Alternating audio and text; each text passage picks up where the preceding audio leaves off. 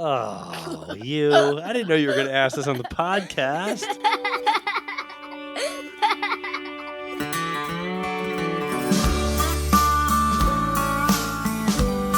What is up, everybody?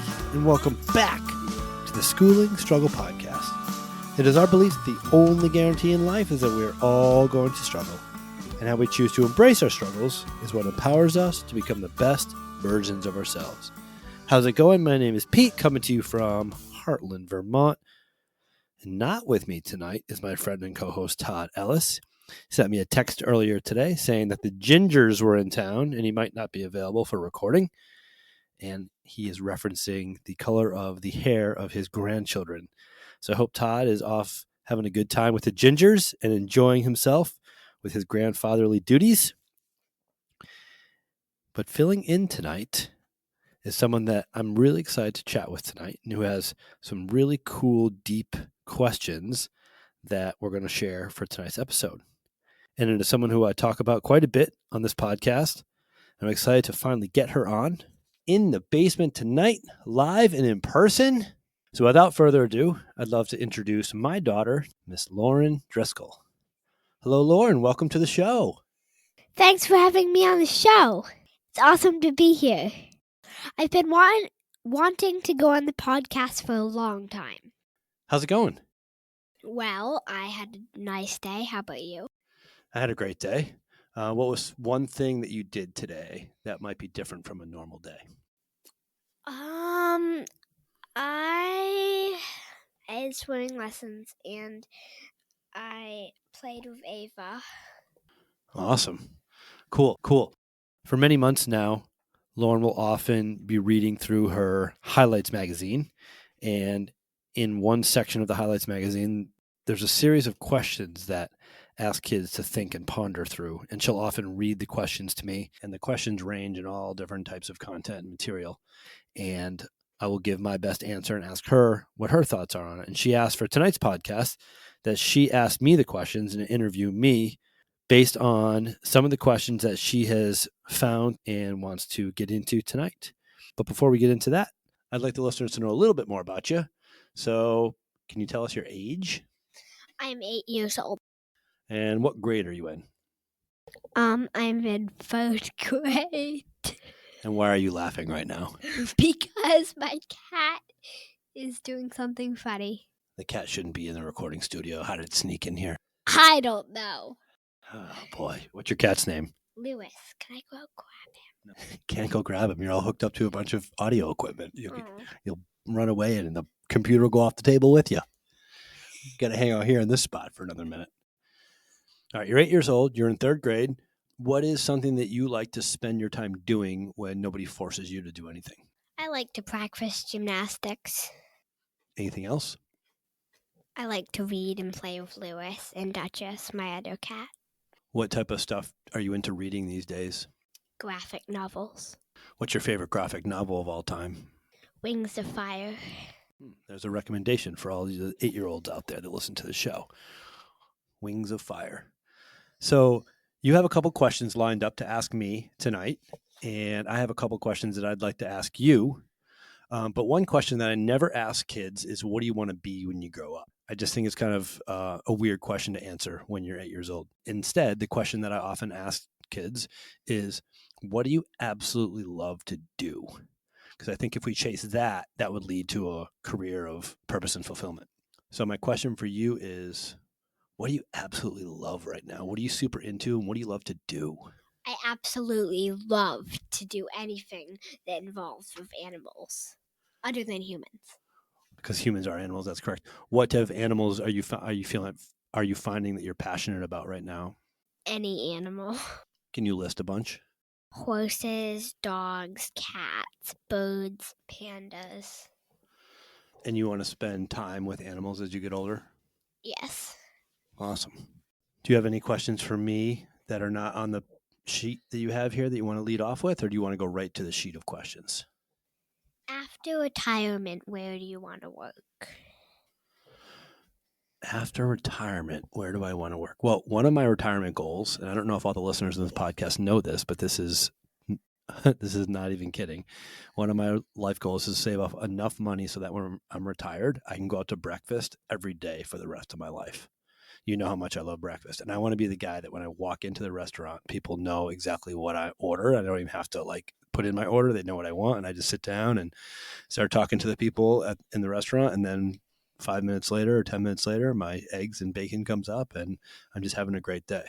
But as far as what I want to do, I do love to snowboard. I love spending time outside and I love trying to like help other people be better versions of themselves. So I think in some way, shape, or form, I'm always going to be try to being sharing what I'm learning and teaching other people about mindset and different things like that. Oh, that's awesome. How that will play out exactly, I don't know, but that's definitely in my plans. Will the breakfast place that you go to have a sauna? You know that one of my life goals right now is to save up enough money to get a sauna installed at the house. And I do talk about that all the time as being one of my goals. That would be pretty cool. A breakfast place with a sauna. That would be pretty amazing. I don't know. Maybe we should look into that. You go in and you sit down in your sauna. I don't know if I'd want to have breakfast in the sauna, but maybe I would have a sauna and then breakfast right after. So could be a good business model. Good thinking. I would have breakfast in a hot tub. What would you have for breakfast in the hot tub? Pancakes with a ton of maple syrup. Oh, nice. Vermont girl through and through. All right. So here are the questions for tonight. They are listed on your sheet. You wrote them out with your very best handwriting so that we can both read them. And you're going to read them to the microphone. And then I'm going to do my best to give you a thorough answer. Cool? What are 3 objects you use every day that you think many people may not?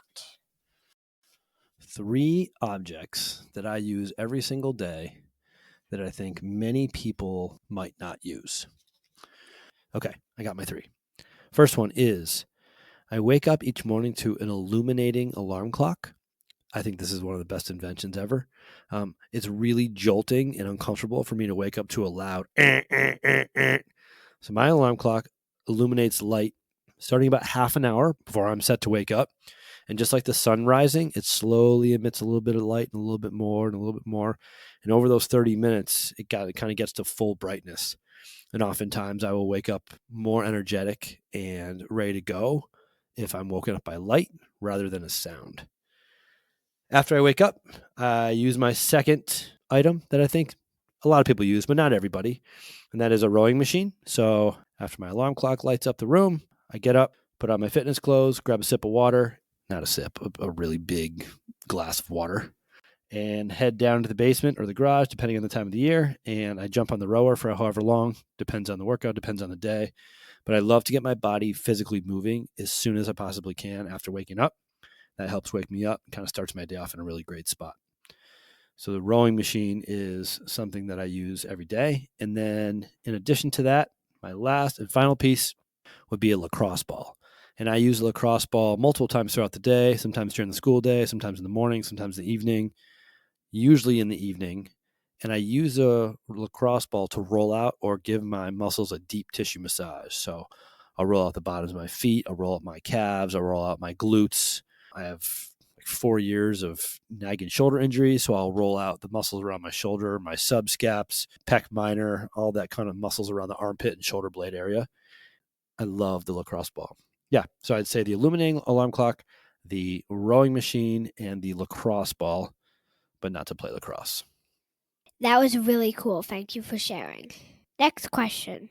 Name a time when you turned something challenging into something fun. A time when I turned something challenging into something fun. Oh, I got a good one for this, but I got to preface it by saying this to you. What I'm about to tell you is not something that I'm saying that you should consider doing because it's illegal, or something that you should take lightly because it's not to be taken lightly. But I'm just sharing you the facts of the story.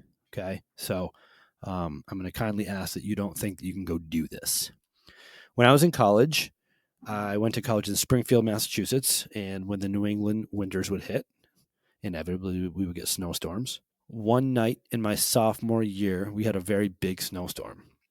And that night, somebody thought it would be funny. And it was obviously a coerced plan because it took many people to do. But in the middle of the night during a really big snowstorm, every fire alarm was pulled in every dorm on campus. And in college, when a fire alarm is pulled, everyone in the building must go outside. Then the police and the fire department come. They have to search the building, make sure it's safe while everybody waits outside. And then you have to go back into the building, check in with the RA, who's a resident advisor that protects the building, and share with them if you knew anything about the person who pulled the fire alarm. Because the person who pulled the fire alarm would be fined, I think that back then it was somewhere between $500 and $1,000, and you also get in trouble with the police. It was against the law to do that. So it was really, really serious. And they took it really serious. Well, whenever the fire alarm was pulled and the fire alarm went off, everybody had to leave their dorm room. So hundreds and hundreds of kids would come flowing out of the building into the night.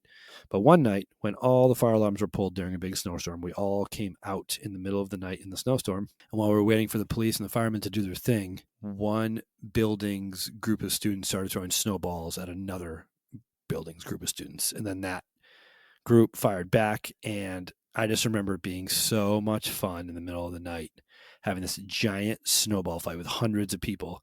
And I remember taking a leadership role and kind of like commanding my building to make a bunch of snowballs and then hold them and then throw them all at the same time. And it was kind of like a little strategic kind of like snowball warfare. And I just remember like all the people when the alarm was pulled, how miserable and how angry and how upset they were. And like an hour later, when we're still outside throwing snowballs, everyone was like having a good time. Or at least my friends and I were having a good time. I'm sure there's still plenty of miserable people. But at a time when it was really, really cold and really, really snowy, we could have just stood there with blankets wrapped around us and complained. But we decided to have a good time and have a giant snowball fight. So I would say that is a time when I was able to turn something challenging into something fun. Wouldn't the teachers stop the kids? Well, in college, there aren't teachers out at 1 o'clock in the morning. The teachers are probably homes with their families, but there are people who are in charge of keeping the dorms safe. They're called RAs, resident advisors. Well, then the RAs. The RAs would come out, but they didn't do much to stop the snowball fight. They just let the snowball fight happen. No, not the snowball fight. The pulling the alarm. Yeah, that was a real, real big rule breaker of the kids who pulled the fire alarms to do that. So it was something that was taken very seriously. But that particular night, all of the fire alarms got pulled in all of the dorm rooms. You never did you? No, I never pulled a fire alarm. But then why were you chuckling a bit when you said it?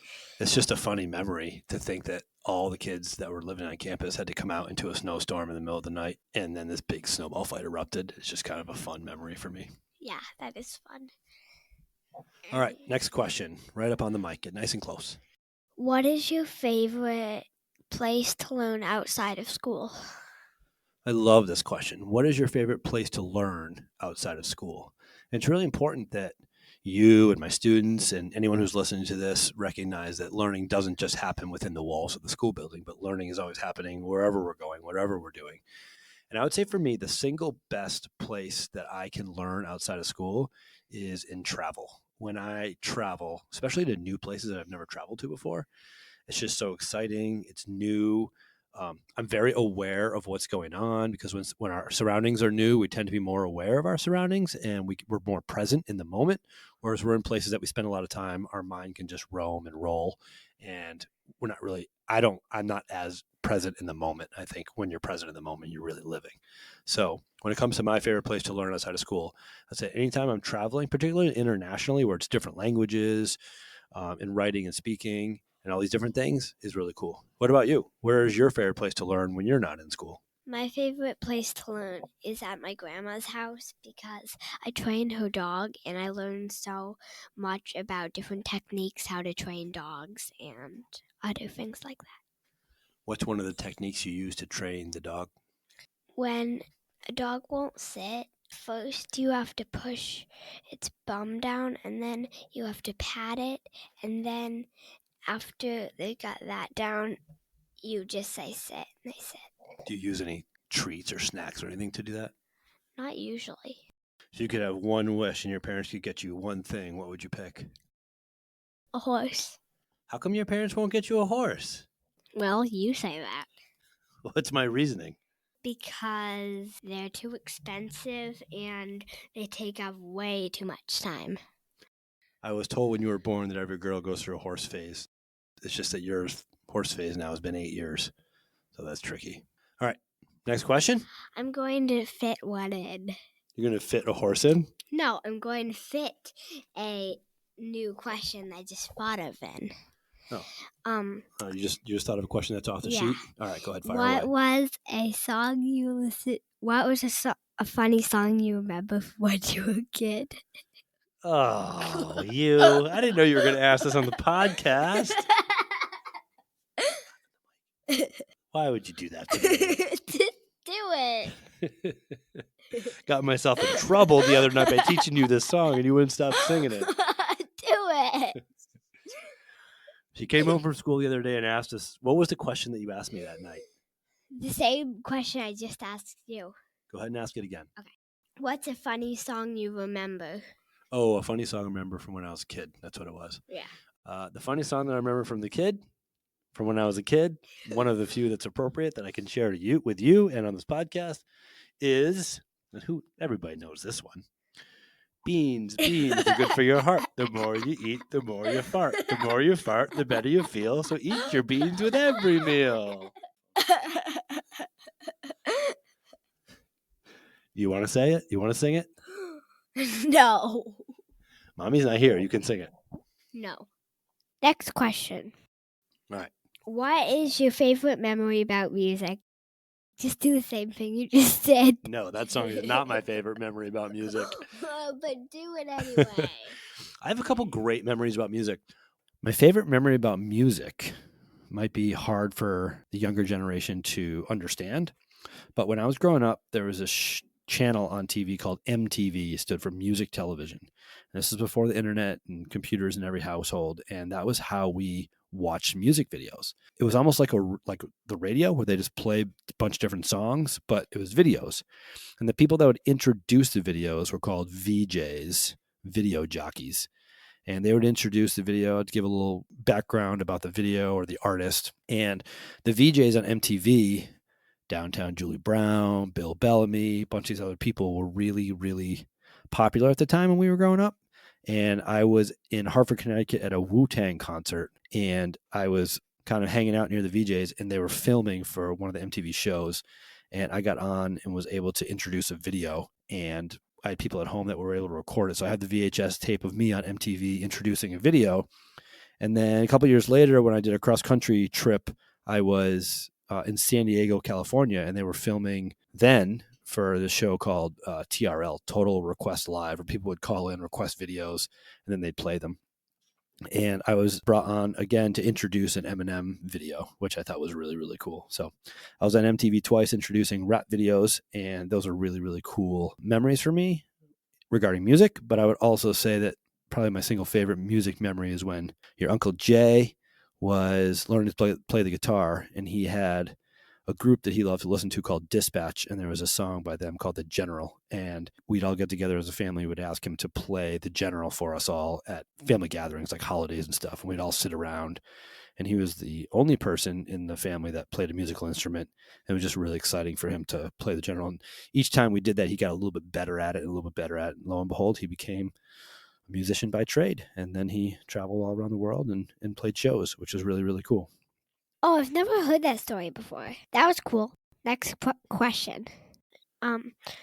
What motivated you to make the Schooling Struggle podcast? Whoa, you're going deep. I wasn't expecting that one. It's called going off script. You're going off script. The answer is that I am constantly learning really, really cool new stuff. And the stuff that I'm most fascinated by is learning about how I can strive to be a better version of myself. And I'm learning that whenever I learn something new, it doesn't just sit there with me. I get really, really excited to share it with people. And I have so many students and former students who I absolutely love. And when they're no longer in my class or in my school, I still wanted to have the opportunity to be their teacher so that they can tune in every week and hear what I'm learning about and what I'm sharing. So I want to be my students' teacher forever. That falls in line with my core values is to live, love, learn, and lead with a strong mind, a healthy body, and a grateful spirit. And if I can lead or teach, that really gives me a high level of fulfillment. So not only am I teaching in school, but I'm also teaching and sharing what I'm learning through this podcast. And when the listeners out there reach out to me and tell me what they've taken away from it or how they apply it to their life, it means everything to me. So it's really, really special, this podcast. And as it continues to grow, and as more and more people are listening, it's just really cool to see. So I'm super passionate about it. You know, I talk about it all the time. I spend a ton of time editing this thing, and it's all worth it because I really, really love it. It's really interesting. And the next question I have for you is, if you could travel anywhere right now, where would you choose to go? Yeah, that's a really hard one for me to answer, because it's like, how long am I traveling? Am I going for a day? Am I going for a week? Am I going to go spend a year there? And then I started to think about, do I want to go somewhere that I know is absolutely awesome because I've already been there and experienced it? Do I want to go somewhere brand new that might not be as great as I think and might not meet my expectation? So I think about that quite a bit. For the listeners out there, Lauren knows that we as a family have a list on our fridge of all the kind of life bucket experiences and places we want to visit. And that list has like 20 different things on it. We do? No, we don't. Yeah, that big long piece of paper on the side of the fridge that has all the places we want to go. You don't have one of those. You've never seen that piece of paper hanging there? When I go back up, I'm going to look there. Yeah, it's been there since you were born.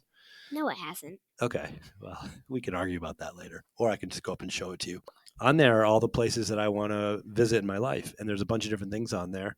One of them is going to the Olympics, and we have tickets and a place to stay, and we're planning on going to Paris this summer and going to watch the Olympics. So that's a huge one, but that's more of an event than a place. But I think right now, at this very moment, if I could snap my fingers and go anywhere in the world, I might go to the Greek islands, because I haven't been there yet, and I've heard some really cool things about the Greek islands. I also would love to spend some time in Scandinavia, so Norway, Finland, Sweden, and then I'd like to go down. I've heard some amazing things about Copenhagen, or as they say, Copenhagen in Denmark. That'd be a really cool place to visit too. So that's probably the top of my list. What about you? If you could snap your fingers and go anywhere in the world right now, where would you go? Well, I would have to snap twice, but the first place I would go to a bank and get a ton of money, and then I would go to the horse store and get like 35 horses. That's cheating. You can't snap your fingers, go to the bank, get all the money you want, and then go to the horse. There's a horse store? You can just go to a horse store and buy Okay, then horses? there's a horse store at the bank. Oh, boy. You're getting crazy now. It's past your bedtime. You're getting squirrely. Stop it. Sorry. All right. Last question. Can you explain what happiness looks and feels like? Yeah, that's a deep one. I was happy that you chose that one last, because I think that's, without question, for me, the hardest one to answer. Can I explain what happiness looks like and feels like? Well, I think looking at people who are happy, or let's go with people.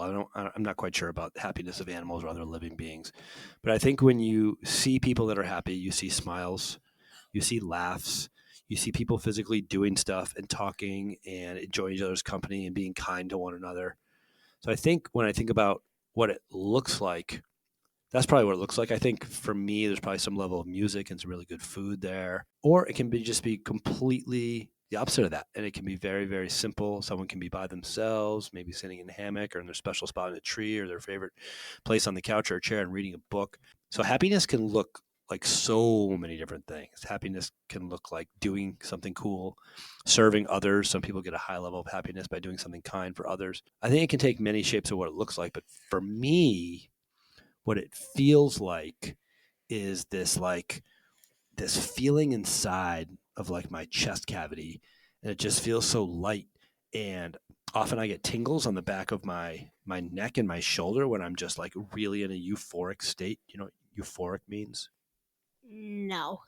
Euphoric is like beyond happy. It's like so blissful that you're just in a state of complete zeal and excitement. There's no bad things going on, and everything is just like as close to perfect as it can get. That's kind of euphoric. I felt that before. You felt that before? Do you remember a time that you felt that? When we got our cats and buddies. Yeah, the day we brought the 2 bunnies home and the day we brought the 2 cats home. Yeah, I remember those days. So what it feels like to me is this like really amazing feeling in my heart that like, yeah, there might be challenging things going on in the world right now, but in this moment, I'm so present and I'm feeling so excited, that's what happiness is for me. Happiness for me comes in the form of many, many different things, but I tend to find my highest levels of happiness when I'm feeling connected to the people around me and people that I care about and people that care about me, usually outside some way and doing something. So I call it the social physical. So it's kind of the three big ones for me are being outside, doing something, and hanging out with people that I absolutely just think the world of and people that I love. So that's what happiness looks and feels like to me. Like the feeling of like this moment is so awesome and I'm so grateful for this moment that I don't ever want it to change or ever want to give it up. But I also feel like that often, like when I tuck you in at night and it's just you and I sing to you and then we're just laying there before you fall asleep. Like for me, that's a super, super high level of happiness too. And then when you and I and mommy travel and do really fun, new, cool things, that brings me a lot of happiness. What brings you the most joy or happiness in your life other than time with animals? Well, schools, when the girls in my school all get along together, I feel very happy. Oh, that's cool. Yeah, that's something you're working through is the social side of doing what other people want and asking them to do what you want and navigating recess and all that stuff. Yeah.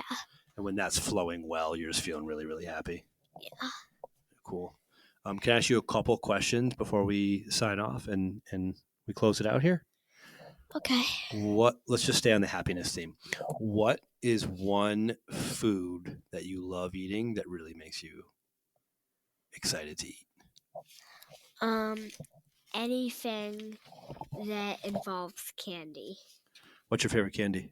Tootsie Rolls. What is your favorite nutritiously dense food? Grapefruit. What is a movie that you love? Air Bud. We watched Air Bud this week. That's right. Oh, and Free Willy and the one with the dogs and cat named Sassy. That one. The Incredible Journey. Yeah, The Incredible The Journey. Incredible Journey. Which are all animal movies. What's a song that you love right now? Girl on Fire. Nice. All right. Last question. What are the three characteristics that I challenge you to model every day as you do your best to live your life? Hardworking, kind, and resilient. Yes. Hardworking, kind, and resilient. It means regardless of the task, you work hard. You always treat yourself and others with a high level of respect. And resilient means that you don't quit. We're Driscolls. Yeah. We never quit. Except maybe we should bring this podcast to a close. All right. Can you send the listeners off with words of wisdom or one recommendation you should make to people so that they can be their best selves? Well, if you want people to be kind to you, then be kind to them. That's awesome. I once heard someone say, if you want good neighbors, be a good neighbor. You have that magnet on the fridge. Yeah. Yeah, from our friend Eric Lacey. Yeah, that's really cool. Yeah. All right. Well, to all the listeners out there, thanks for tuning in to a conversation with Pete and LJ. It was really fun to interview you tonight. We so very much appreciate your ears. We thank you for your time, and we are incredibly grateful for your attention. We are the School and Struggle Podcast. We are out. To all the listeners out there, see ya!